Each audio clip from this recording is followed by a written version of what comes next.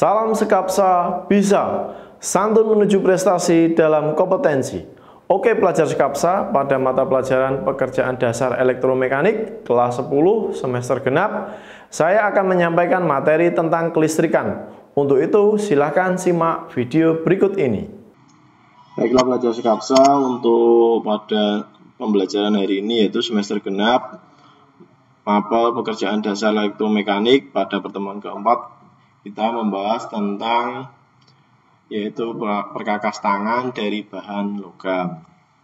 Untuk kompetensi dasarnya yaitu atau KD-nya 3.8 menganalisis pekerjaan elektromekanik dari bahan logam. 4.8 memeriksa pekerjaan elektromekanik dari bahan logam. Untuk tujuan pembelajaran hari ini yaitu menganalisis pekerjaan elektromekanik dari bahan logam. Yang kedua, mendeskripsikan atau menjelaskan pekerjaan elektromekanik dari bahan logam. Yang ketiga, menerapkan pekerjaan elektromekanik dari bahan logam. Oke pelajar Sekapsa, untuk perkakas tangan elektromekanik dari bahan logam yaitu yang pertama penitik, yang kedua palu, yang ketiga ragum, yang keempat kikir, yang kelima gergaji besi, yang keenam tang, yang ketujuh obeng. Nah, untuk penjelasan berikut ini nanti pada slide berikutnya ya pelajar Sekapsa. Untuk yang pertama yaitu penitik. Penitik itu adalah digunakan untuk menandai atau memberi garis atau memberi tanda pada posisi benda kerja. Ini biasanya untuk mengebor atau memasang skrup dan lain sebagainya ya. Penitik itu bisa digunakan sebagai itu ya pelajar Sekapsa. Dan untuk yang kedua adalah palu. Palu di sini ada berbagai macam, ada palu kambing, palu konde, palu batu, palu tukang, palu karet, palu tembaga, palu hiber, dan palu ketok karat. Yang akan biasa kita gunakan yaitu biasanya palu kambing maupun palu konde. Ini yang biasa digunakan untuk kelistrikan. Palu batu juga bisa digunakan untuk menancapkan arde juga ya pelajar Sekapsa. Nah, palu adalah alat yang digunakan untuk memukul atau memberikan tumbukan pada benda kerja. Yang ketiga adalah ragum. Ragum adalah alat yang digunakan untuk menjepit benda kerja pada waktu pekerjaan mekanik seperti mengikir, memahat, dan lain sebagainya yang harus dikerjakan. Pertama, jenis penjepit depan tidak dapat digerakkan. Itu model penjepitnya ya. Dan pekerjaan mesin dan pertukangan ragum yang sering digunakan adalah ragum sejajar. Yang kedua adalah jenis penjepit belakang tidak digerakkan. Jenis ini dirancang untuk menjepit benda kerja yang panjang atau besar atau lebih tegak posisinya. Apabila yang digerakkan ke depan atau digunakan benda kerja akan menjulur ke bawah bebas di muka bangku kerja. Ini adalah sebagai contoh gambar adalah ragum, di mana penggeraknya atau tuasnya berada di sini ya untuk memutar, atau handle-nya ini ada di sini, digerakkan untuk membuka pada mulut atau rahangnya dari ragum. Ini akan bergeser. Ini adalah kegunaannya untuk menjepit benda kerja.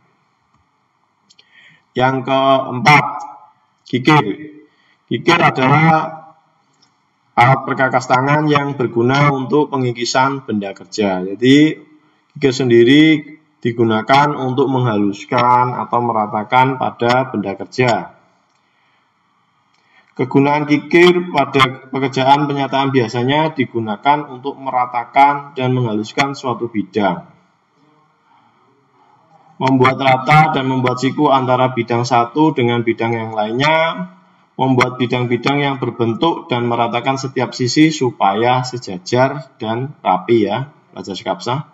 Sebenarnya kegunaan kikir cukup banyak pelajar Sekapsa, namun dijelaskan biasanya digunakan pada proses pengikiran sesuai kegunaannya ya. Kikir ini ada berbagai macam, di sini ada 6 macam bentuk kikir. Yang pertama yaitu kikir gepeng. Kikir jenis ini memiliki bentuk kotak dan pipih, biasanya digunakan untuk meratakan permukaan pada benda kerja, supaya bidangnya datar pada benda kerja sejajar tegak lurus. Itu yang kikir gepeng. Untuk kikir persegi 4 adalah kikir ini mempunyai bentuk segi 4. Digunakan untuk meratakan dan menyikukan antara bidang satu dengan bidang yang lainnya, supaya permukaan benda kerja bisa dibuat berbentuk siku dan rata ya. Karena apa? Ada segi 4-nya, jadi bentuknya untuk siku. Yang ketiga yaitu kikir segitiga. Bentuk kikir ini yaitu sejenis segitiga, kemudian pada ujungnya bentuknya segitiganya mengecil. Fungsinya yaitu meratakan dan menghaluskan bidang yang berbentuk sudut 60 derajat atau lebih besar. Yang keempat adalah kikir pisau. Kikir pisau ini jenisnya mempunyai bentuk seperti pisau. Makanya diberi nama kikir pisau. Pada satu sisinya memiliki ketebalan yang pipih, sedangkan sisi yang lainnya memiliki ketebalan yang sedikit tebal. Yang kelima yaitu kikir setengah bulat. Kikir jenis ini berbentuk setengah lingkaran dan biasa digunakan untuk menghaluskan suatu benda kerja atau meratakan suatu bidang yang memiliki kecekungan. Cekungan dari setengah lingkaran tadi ya, belajar skapsa. Yang keenam adalah kikir bulat. Kikir bulat memiliki bentuk bulat yang digunakan untuk menghaluskan permukaan. Jadi itu adalah kegunaan dari kikir bulat untuk menghaluskan permukaan. Jadi jangan sampai lupa. Kikir bulat sendiri untuk membuat bentuk diameter suatu lubang yang bulat sesuai dengan diameter lingkarannya. Itu adalah tadi saya jelaskan sedikit macam-macam dari kikir ya, belajar skapsa. Untuk belajar skapsa, untuk pertemuan kita hari ini cukup sekian tentang perkakas tangan dari bahan logam.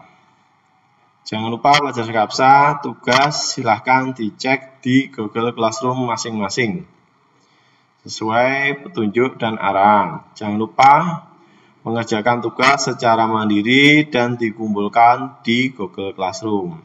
Sampai jumpa di pertemuan kita selanjutnya. Jangan lupa tetap mematuhi protokol kesehatan, jaga jarak, dan selalu cuci tangan dan menggunakan masker. Terima kasih belajar skapsa. Baiklah belajar skapsa, demikian materi hari ini. Untuk pengumpulan tugas melalui Google Classroom, jangan lupa like dan komen untuk mendukung program ini. Klik subscribe dan tekan tombol lonceng supaya tidak ketinggalan informasi ini. Dan share jika menurut kalian video ini bermanfaat untuk orang lain. Sampai jumpa di video kita selanjutnya. Salam skapsa bisa. Sekolah Berbudaya Industri berkarakter wirausaha menjadi idola sekediri raya.